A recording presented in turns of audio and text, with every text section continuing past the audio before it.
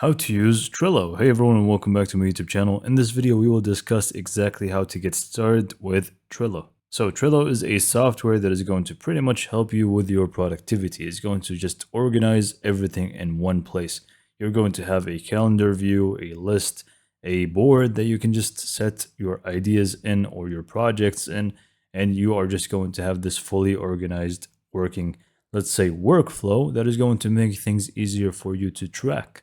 So to get started, you just want to go to Trello.com and then you are just going to be able to create your account for free.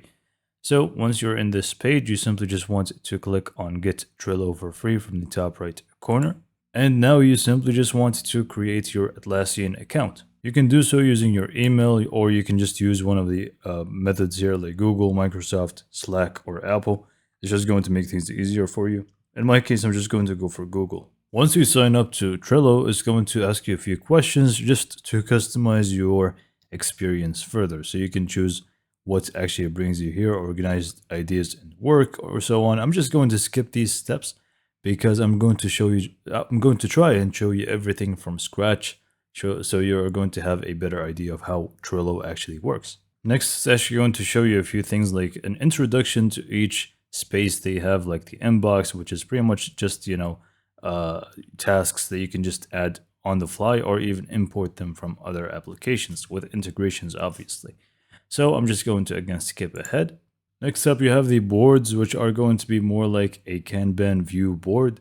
Basically, it's just going to be sets of different buckets like today, this week, later, or maybe you are just going to go for the project management style like to do, done, completed, and so on. Again, I'm just going to show you that more in detail, but I'm just going to skip ahead. So once you're actually done with the introduction, now we can actually talk about how Trello works. So first, you may find yourself in this board already and you just want to basically start over from scratch. I mean, personally, I'm going to do that. So I'm just going to click on Trello from the top left corner. And this is just going to take us to the Trello workspace or the actual hub, let's say, for Trello. This is going to be where your boards are going to live, your members, settings, all kind of stuff. So pretty much it's going to be your main dashboard for Trello. Now in here, once you actually click on your workspace, which again, it means the top of the umbrella, if you click on that, you're going to be able to find boards. And from here, you can start creating your first board. In order to actually create your own board and start using it, you simply just want to click on Create New Board. Go ahead and pick a background for it. You can just go for a solid color or gradient or even an image. Next up, just go ahead and give it an appropriate title. And lastly, you have the visibility. So it's going to be either private, workspace, or public. So if you want it to be only the people in this workspace to use it, you can just select workspace and click on create. Now we're going to have this inbox. Whenever we open up any board, you're going to have this inbox. And like we discussed again, this is going to be more of a quick to-do list or inbox for emails and things that you are going to be able to import with integrations. So this is going to be the left panel here, the inbox. You can feel free to hide it by clicking on inbox down below. You should be able to see inbox, planner, and board.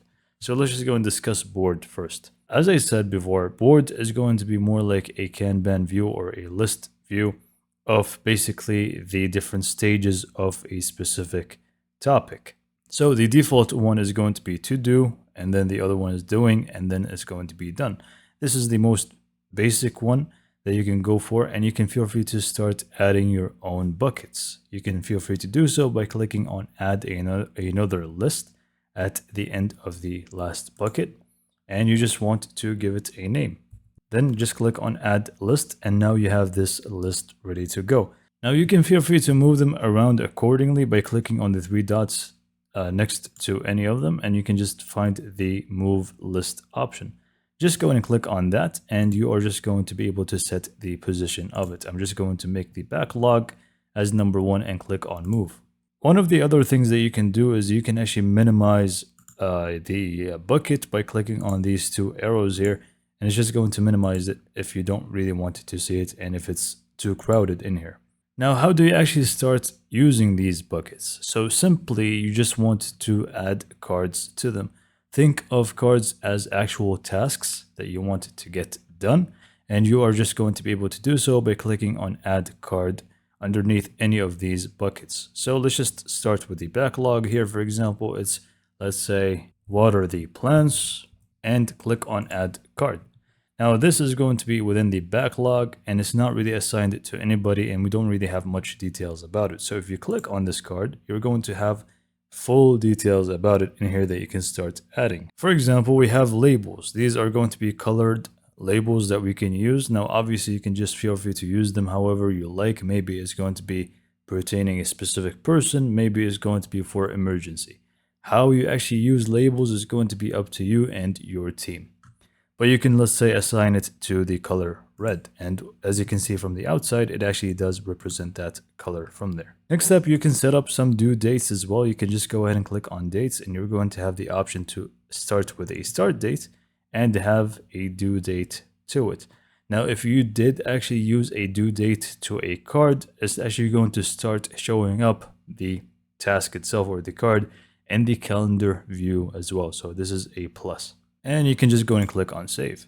Some other stuff are going to be like the checklist. So if this is a, let's say, a bigger task, you can just go ahead and start adding some other checklist, or let's say mini tasks within this main task. So I added like 2 here, task 1 or task 2. Now this is the main task here, but these are just a bunch of extras.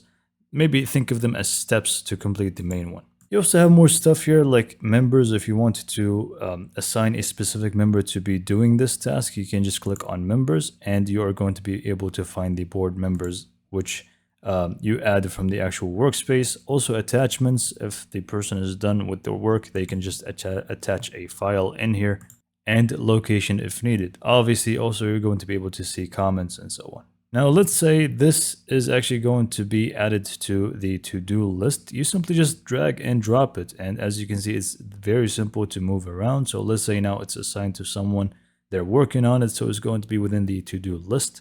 If they're actually started to work on it, you can just move it to the doing. And obviously the final is going to be done. And you can even check this. First, check the checklist and this, and now it says completed and the timer stops. Now, another thing to note is that you have this planner here at the bottom, which is going to help you connect to a different calendar, and it's just going to sync in with Trello.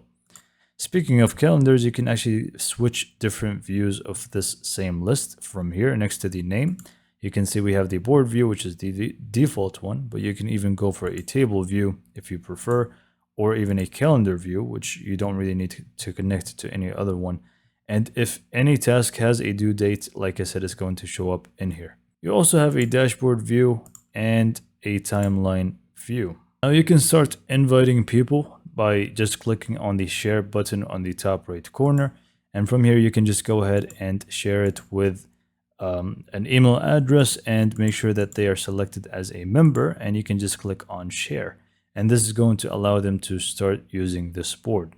Otherwise, you can even add members to the entire workspace by just going back to the workspace, go to members, add, and just invite them to the entire workspace. So these are going to be the basics that you will need to know to get started with Trello. Like I said, these buckets are going to be completely up to you when it comes to customization. You can feel free to remove this entire list, archive it, or you can just even adjust it. The name of it, you can simply just do it from there and just create a new board for your situation. It is very simple and clean to use, yet it is extremely powerful tool to have. So hopefully you found this video to be informative and helpful, and for more information, subscribe to my YouTube channel, and thanks for watching.